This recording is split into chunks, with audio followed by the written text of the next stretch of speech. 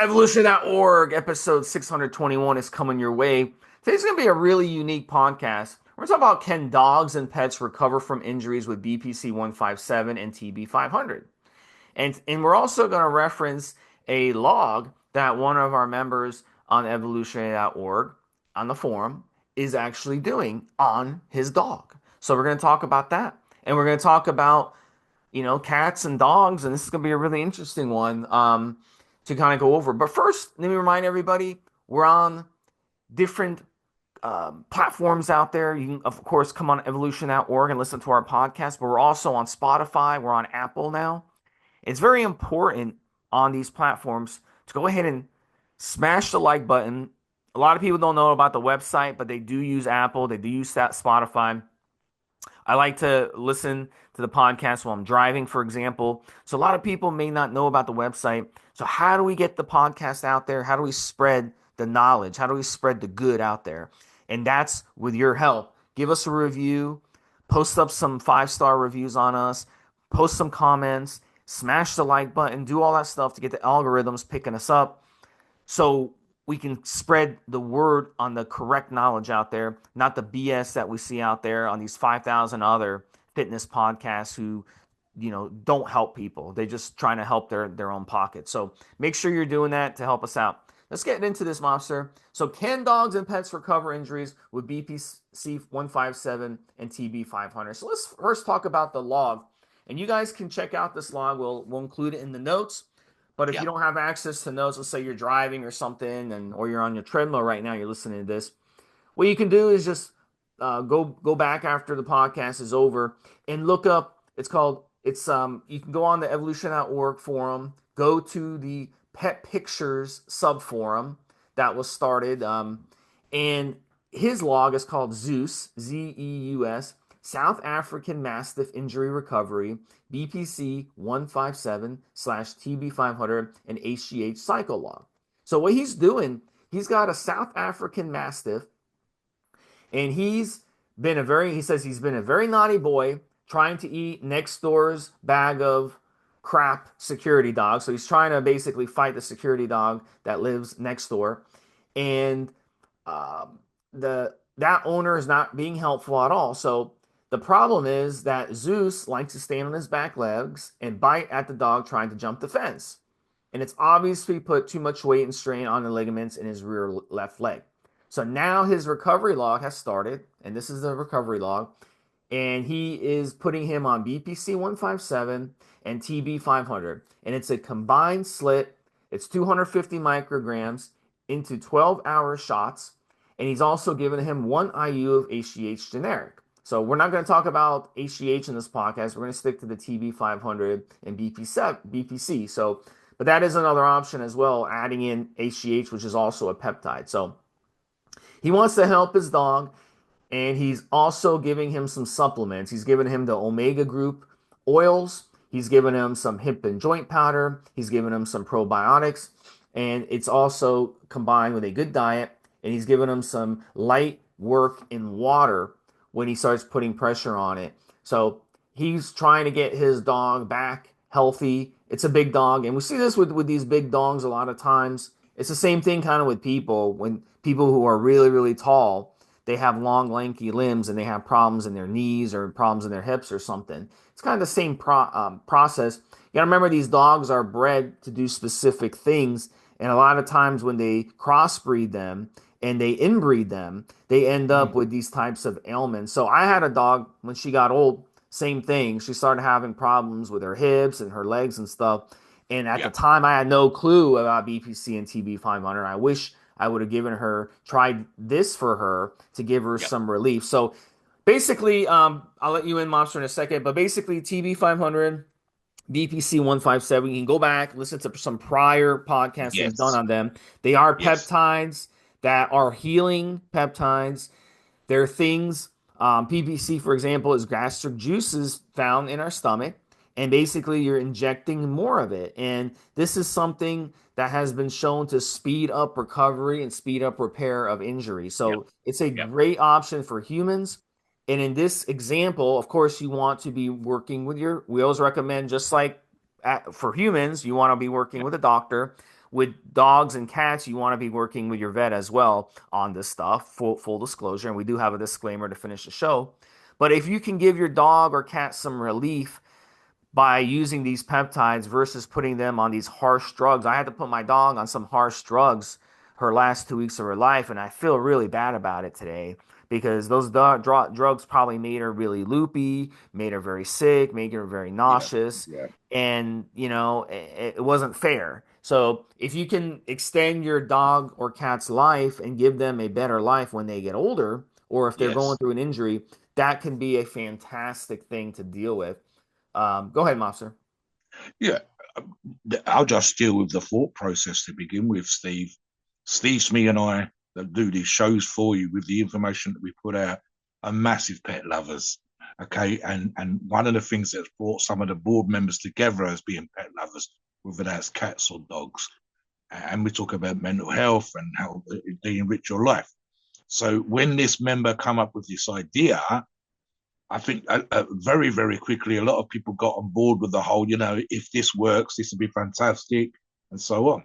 So the big part for me was literally the whole cross species thing. I 100% agree with Steve. I even said some of the effects of we shouldn't sometimes to out theorize the science that your vet would put in process, but by all means, go and speak to your vet. And in fact, he's had a neighbor or someone that you go and speak to that worked with injured hybrid racehorses or something like that, Steve, and literally had a half hour, 45-minute conversation with them to the effect of, this is what I'm thinking. Would this work for my pet? And just by way of an example, Steve, one of my cats, as Steve knows, has had cat flu, and one of the medications include penicillin. So again, a cross-species medication. Now, I actually argued against, and I got him to double down and check the idea of human growth hormone because I said it's literally a peptide for humans. The whole amino acids, peptide chains, will they work or won't they? I couldn't see it, but he's gone away. He's double checked. He's got made sure that yes, there will be some beneficial effect. BPC157 and Tb500 are becoming legendary, Steve, as you know. I've almost seen them come to the front and to the fore and seen how successful they've been. And I think we did a show recently where I said 90, 95%. And the only reason I only give you those figures is because we didn't have the information from the other 5 to 10%. 90 to 95% of users that I've seen running logs have included those two peptides for healing process in human beings have had positive outcomes. They're not going to cure cancer. If you've got a broken bone, it still needs to knit and heal. But if you've got an ongoing injury or a strain in the gym, the success rate is incredibly high. And people, they can be a little bit expensive, Steve, but they're well worth it. And again, we'll talk about an approved source for perhaps that product at the end. So early conversations were, would these peptides be beneficial to your dog, especially the larger, much more muscular South African Mastiff? Would rehab work and so on? So one of the things I discussed in there, Steve, is actually cross-species rehab. And I mentioned this to Steve in a pre-show, saying, for example, I'd actually had an article in my little magazine that I run back in the day about the whole vibration plate technology. And a few years ago, as you might recall, Steve, everybody was using vibration plate technology either as a rehab thing or for training dumbbells and doing your jazzercise at home, and $400, $1,000, and so on. The difference being that when they were used for race horses, hybrid thoroughbreds, and specifically racing dogs, greyhounds and the like, the RPM is much higher and it's way more uncomfortable than most human beings would be okay with. And you literally, your $1,000, $100,000, $1,000 dog, your $100,000 horse was being stuck on this thing to help with injuries for an hour.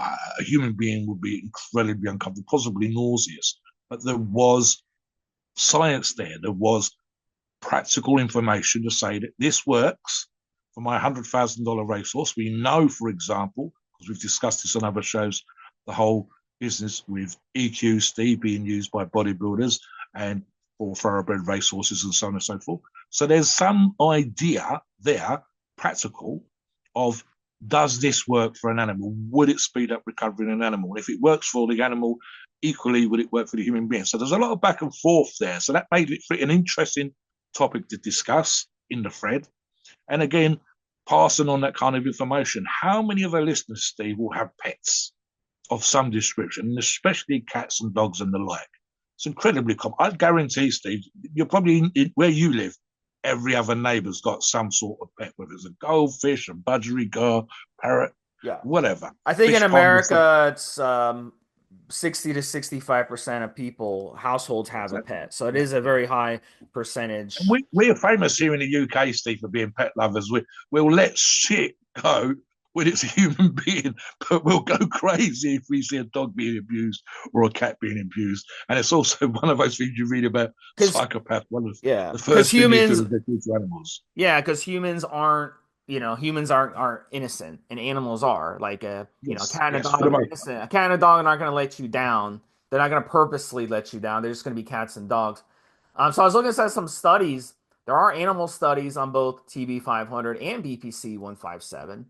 And the animal studies show absolutely that you can use them on your dogs and cats, on animals. So, absolutely. One of the potential benefits, for example, in one study they found on TB500 was for tears and other musculoskeletal injuries.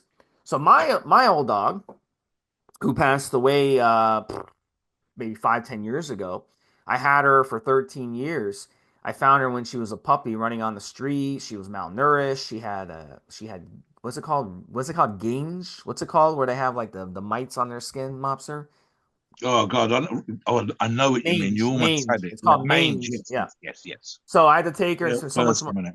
So at some point, what I would do, I would take her on the bicycle, and we go bicycle. She has so much energy, so I take her on the bicycle. We go running, and I take her on the bicycle, and she'd run alongside me. She loved it.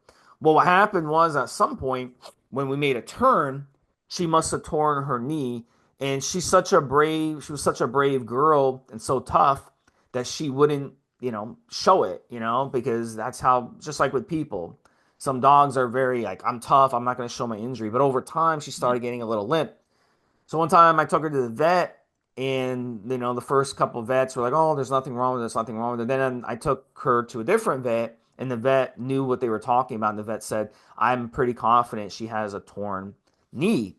Just yeah. like as a human, you get torn knees. She had a torn knee. So the vet said, well, we can do with cheap surgery. It's like $1,200 where we use like Mm. wire and blah, blah, blah. Or you can take her to the city, 45 minutes away where you had these really high end vets. And that costs like $4,000 or $5,000. So I was like, absolutely. I'm taking her to see the top vet. I'm not going to get her a wire in her knee. She's still young. So I took her, she had her surgery, and it took her, a few weeks to recover from that, and the surgery went really well. So at the time, of course, we didn't have access to these. And if I did, I would absolutely would have, after the surgery, been giving her this TB500 and BPC cocktail to help speed up the recovery, because did take her several weeks for her after the surgery to start getting better. So this would have Yeah. sped up her process of getting better, and it wouldn't have cured her tear because it was a major, major tear. Maybe a small tear it would have helped cure, but not a Yes. major tear like what she had. So this is an example of using these peptides to your advantage, just like if you were a human.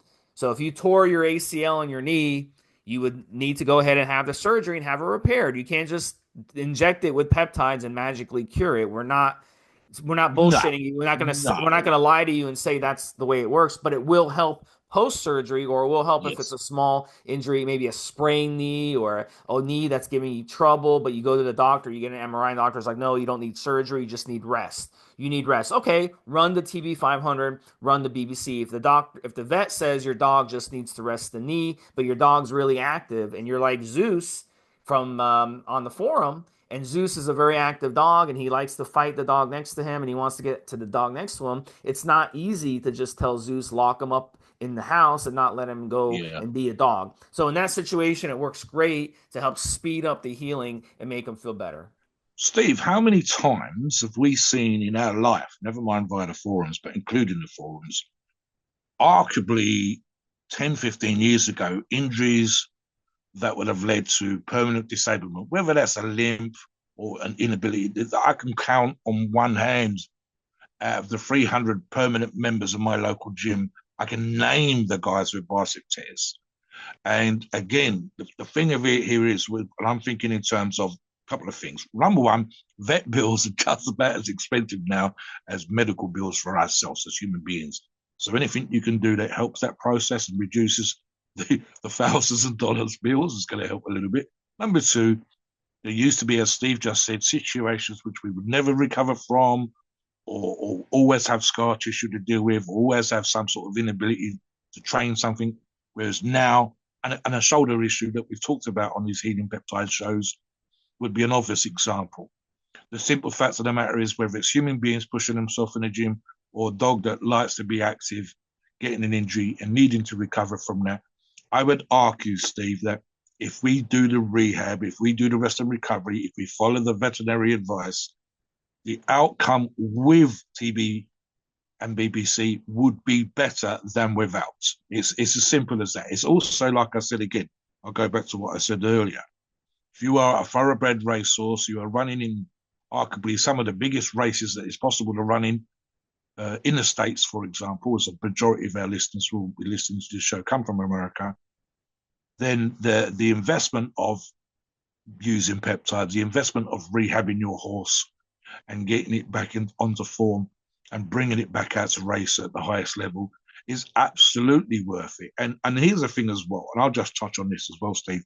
I would argue that the person in question that wanted to heal their dog Zeus is relatively macho in that sort of alpha male kind of vibe, outlook, etc. And I say that just from the language that he uses and the way that he was talking about himself as well as a dog. But I love the simple fact that this big macho guy that lifts weights and uses steroids, etc., still wants his pet to be healed. And literally, almost the first thought was, can I help my dog get better using these peptides? So, look, Steve, something that didn't occur to me when I was responding to him initially, and it should have done, is how often animal studies precede human studies. I just went straight to the human stuff in my head. But the reality of the situation is, and it has changed a little bit in terms of what we're still using rats, we're still using rabbits. I can think of certain experiments that have been done with cats and dogs years ago, and way less likely now. Certain products that were still tested just until 30 or 40 years ago, fucking beagles, Stephen, and whatever else. So the idea, it should have occurred to me that animals were used in these studies, etc., etc. I will add, just for the benefit of our listeners as well, Steve, we absolutely recommend a big name source for us for peptides, including getting BPC and Tb500 from this particular company. Look up Umbrella Labs and let them know that Mobster and Steve Lee sent you so that you can check out a place that does quality peptides of the kind that we're talking about. Any other thoughts on this, Steve, in terms of Yeah. So let's get what we would into do with regards to these yeah. products? So let's get into dosaging. So let me explain this for those Yes, of you who don't yes. know much about these. So the TB500 you can inject anywhere. So that's going to be your optimal option if you're not a big fan of injecting, if you're not comfortable injecting into your dog's knee or your dog's elbow or in a spot where your dog is injured. The scruff Obviously, of the neck's the easiest one for the anywhere products, Steve. Yeah, or the back. yeah, If you go to yeah, your yeah. vet and the vet gives them a vaccine or something, you'll notice that they pin them usually in the back into the Yeah. body fat of the dog. So here, the TB500, you can inject it anywhere on the dog. It doesn't have to be spot injected. Yeah. So it's going to travel. So if you're not comfortable spot injecting, go with the TB500. You can go ahead and calculate how big the dog is. A bigger dog, like in Zeus's example, he's a pretty Yes, that big is dog. important, Steve, to adjust the. Yeah. Let me just jump in. Sorry, Go ahead. Mastiff is a big dog. You can have real big ones that are 100 kilograms, but you need to adjust the dose per kilogram. What I would use would be arguably slightly more than Steve if we were doing it on a per kilogram basis. it's there is a little bit of give in the range, but again, smaller dog, you don't want to Sure. be given the same as you would a bigger So dog. So make yeah, sure you adjust for it as well. so Mastiff is a pretty big dog. I mean, from a scale of Yes, 1 to 10, absolutely. it's a 9 out of 10. So there are bigger dogs, but it's pretty. So in his example, he's giving them 250 micrograms. Yeah. So in your situation, if you're dealing with a really, really tiny dog, like one of those little pipsqueak dogs, Yeah. like whatever they're called, those, what are they called? Little In Yorkshire Terrier, yeah, maybe like the one of the little Yorkie. Yeah, pugs. Yeah. so you want to do the math, if he's given Zeus and Zeus is 150 pounds or 100 pounds, do the math. If your little dog is 10 pounds, you want to do a tenth of that, and so Yes. on. So you don't want to give too much. Now, the nice thing about these peptides is you don't have to worry about overdosing, No. because they're peptides are naturally found in the body. And you're not going to kill yourself or you're not going to kill your dog by Yep. overdosing, but you don't Yep. want to do that anyway because too much of anything is not good either. So I would calculate and say, you know what? If it's 250 micrograms for a 100-pound dog and your dog's Yep. only 10 pounds, then Ten, divide it by 10 and just go ahead and do 25 micrograms or 50 micrograms, So I don't think you need much more per day.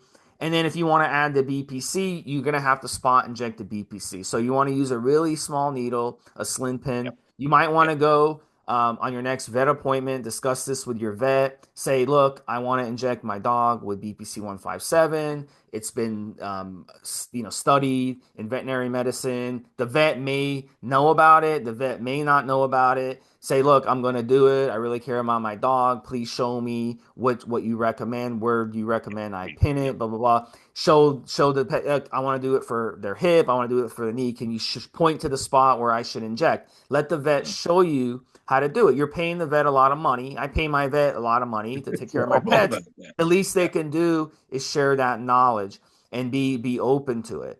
So you want And to do that. it's Yeah, Steve, let's put it this way. Let's imagine that the vet's not doing that kind of thing and he has to go look it up, or she has to go look it up. There's an argument to be made here that if you come back to say my dog's fantastic and you check it over, you're paying a vet thousands of dollars, as you say. It's another feather in their cap because they can then use the information that you've given. The whole back and forth is useful. We're picking the bones of the information absolutely. that's I had available. a Yeah, so friend why can't they? Yeah.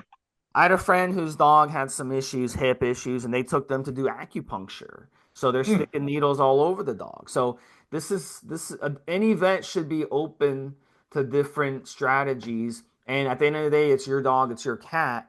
So the vet should want to help you through that, even if they don't necessarily agree with it. They should still mm. be willing to help you. And worst come to worst, you know, they say no, I don't agree with it, but I'll show you how to do it, and that's what they would do. So this is very important. So you can go on the forum and check out that log. Again, it's called Zeus South African Mastiff Injury Recovery BPC 157/TB500 cycle log. And you can go check out his progress. So the last update we got from Zeus came a few days ago. And when you guys look this up, I'm sure you'll have more information. But he says that things are progressing really well.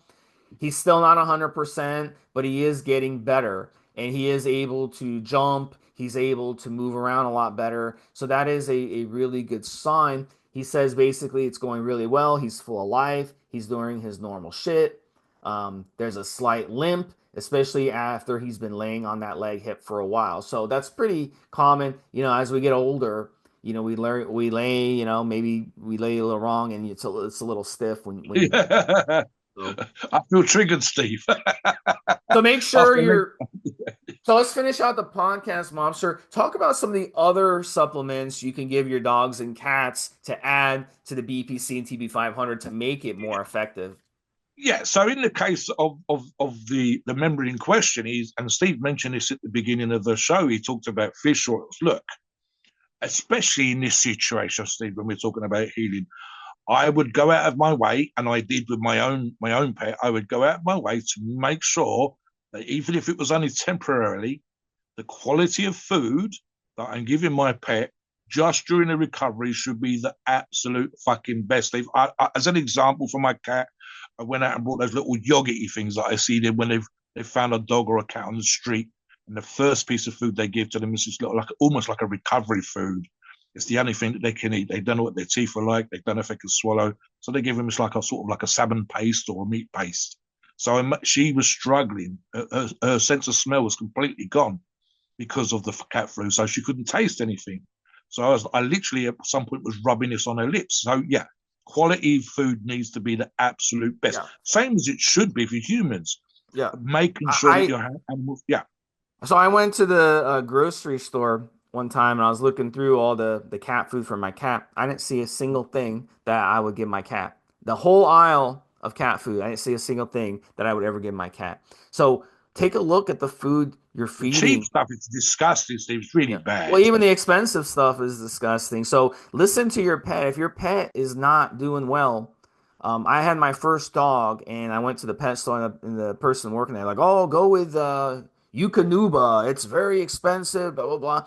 It's like this highly. It's they sponsor all the dog shows, and I was like, "Well, I want to give my dog the best. I'm gonna get the Yeah. Eukanuba." I got the It's Eukanuba. still going to be made by the fucking ton, Steve, by the Yeah, so let thousand me yeah, kilogram. let me finish. So I gave it, and my dog started having diarrhea after eating it. So just because it's an expensive dog food, just because they recommend it, doesn't mean you should. So I had to put my dog on a different dog food, a very different dog food, to give my dog. So you got to try different dog food. So if the dog's not doing well, the cat's not doing well, then switch up the food. But also check the ingredients. Make sure Yes, it's as natural as possible and keep them yes. as natural as possible. And yes, it's going to cost probably more to Mm. give them a more natural diet. But I'm a big believer in natural eating as a human, much less to my pets. So I never give my pets anything that's unnatural. So We talk about bone broth being great for collagen synthesis in human beings and yeah, talk about recipes on the forum. So I would, for example, Steve, absolutely make sure that my pet had access to bone meal in a way that, depending on how ill it was, he could consume. I made sure, for example, to do the injections as you said. So I'd be looking for joint type products, fish oils, treats that were healthy specifically, the quality of food specifically. It wouldn't be how much of an issue is it in this situation, Steve, not to give the dog massages, for example. You might feel like a fucking idiot, but you want your dog to recover, so you do what you can.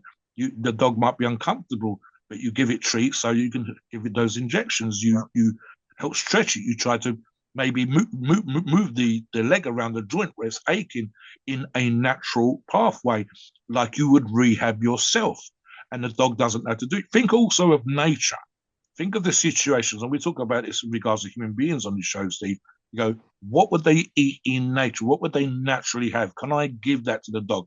What would the dog eat if it was ill? What food is best for it in that situation? Would it change its diet? It's not going to be chasing after deer in a forest, for example, so it might eat smaller animals.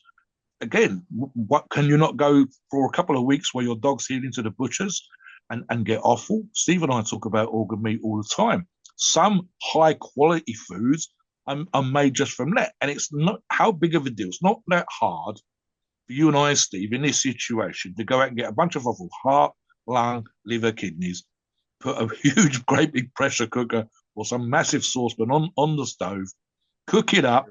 It's probably going to stink, but it is what it is. Try not to add anything to it. Reduce it down. Make it into a soup. Make it into something chunky, including the bone in there and the gelatin, Steve, that will come from the connective tissue. Portion it up exactly like we would meal prep, and then give that stuff to our dog for the time that it's healing. And I think the actual jelly, the collagen, the gelatin from the tenders, etc., that would be fantastic. That would definitely be yeah. something I would want to There's add. there's companies that do raw food diets for their animals, and they Yeah, actually I tried it with my cat. He doesn't like it, but if I had a dog, dogs pretty much will eat anything, but yeah, you gotta experiment it. But I try to get my cat as a natural diet as possible. But there's companies that will ship you out these raw food, uh, like you said, and it's kind of like a square or like a ball, and yeah. it comes in a package frozen, and you just basically leave it, overnight when they're gonna eat breakfast, and then it's ready to go, and they absolutely love it. I had a friend who had a dog and a cat, and she switched them to that type of diet, the raw food diet, and their health drastically improved. Their energy improved. They were happy and they love it. Yes. So if you're, Yes. if you've got a picky cat like I do, you're not, he may not like it. He's because he wants something else. So I try to give him, I give him as natural diet as possible. So make sure you're checking. It's not so much what you give them. A lot of times it's just like with humans, it's what you don't give them. So if you keep feeding them Yes. crap, they're never going to heal Yes. properly. So that Yes. would be the thing. And You're not going to also, get. You're not. We're not going to get better on donuts and jam, Steve. yeah. We need to eat And good quality carbs, good quality protein. Same as the dogs. and also water. My dog, who Yeah. Yeah. I talked about her earlier. She started sneezing, and she was, and I couldn't figure out what was wrong. The vet couldn't figure out what was wrong. So there were a couple things going on. Number one, I had one of those air fresheners in the house. She was allergic to that. So make sure these chemicals, these air fresheners, these things that dogs and cats are going to be sensitive to, you get rid of those. If you're going to use something, use baking soda. It's safe. Borax is also safe. Another thing, their water. If you're using tap water, make sure that it's good quality tap water. Depending on where you live in America, you may not have good quality tap water. It's full of chlorine, it's full of chemicals. I know where I live, the water is really bad. Even when I shower, I'll get like my eyes will start watering from the chlorine in the water. So you definitely don't want to give them that. So I give my cat I get a gallon of good quality spring water, and I Steve, give that to my Steve, cat. I'm just thinking, how crazy is it? And I say this in the nicest possible way, that in some ways we're trying to make our pets eat better than we sometimes do as human beings. We're actually going out of There our are way a to lot of make it people that do yeah, that, and they yeah, care more about their pets than they do yeah. themselves. But they are also people that feed their pets and they horribly the same way they feed themselves, or they give them, they're like eating a pizza and they give them the half the pizza, and it's horrible Yeah. for the pet. And so you have to be aware, if you're going to take care of yourself, also take care of your pet, but also know that it's very important. Diet's important. I know so many people in America, Mobster, they put their dogs and cats on so many medications and they have them on shit I food. don't even like the You know? one, Steve, where they have cages for the pet in the house. You bring the pet into the house Yeah. and you put it in a cage in the Yeah. house. And you It's go to not allowed work to all move day. around the house. Yeah. And you Yeah, go to work. So, I mean, look, I don't like that either. That's cruel. no, I have a neighbor, he has like a pit and he keeps it like in the garage all day and it's barking and it's barking. I hear it barking yeah. from across the street. It's Let me torture, let me tell a story, So, Steve, as we finish this yeah, show. go This is ahead. just it's almost like a little joke, and I saw this on social media a little while ago. So it's like in the form of a cartoon, and the wife says to the husband, "Why do you make more of a fuss of that dog than you do of me?" So he explains. He says, "When I come home from work, the dog's at the window and it's pressing his nose up against the glass and his ears are going." He says, "And when I get the key goes in the door, the dog is running down the hallway, happy to see me. And I'm opening the door and the dog's tail's whacking back and forth 100 miles an hour and it's trying to jump up at me and it's trying to lick my face." He says, "When I come into the lounge, you're like, the garbage needs to go out. The dog is trying to jump on my lap. It's trying to be my best friend. I've missed you all day, daddy," etc., etc. That's the reason why I make more of a fuss on the dog.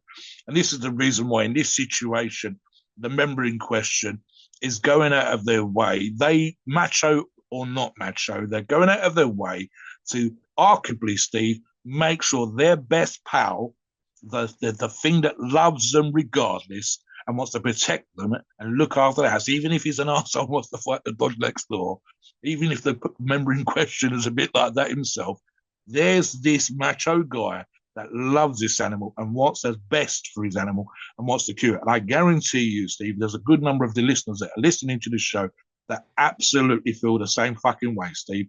They want the best. They want the nicest quality of life for the longest Yeah. possible time. I Because I've once got to be saw, honest with you, I was at a you and dog I, yeah, as a I'm dog just park. I thinking, saw Steve, this big, huge, muscular guy show up, like 6'4", like big, I've big, seen them with as big as tiny little me. dogs And he brings this like little babies. Yorkie inside Yes.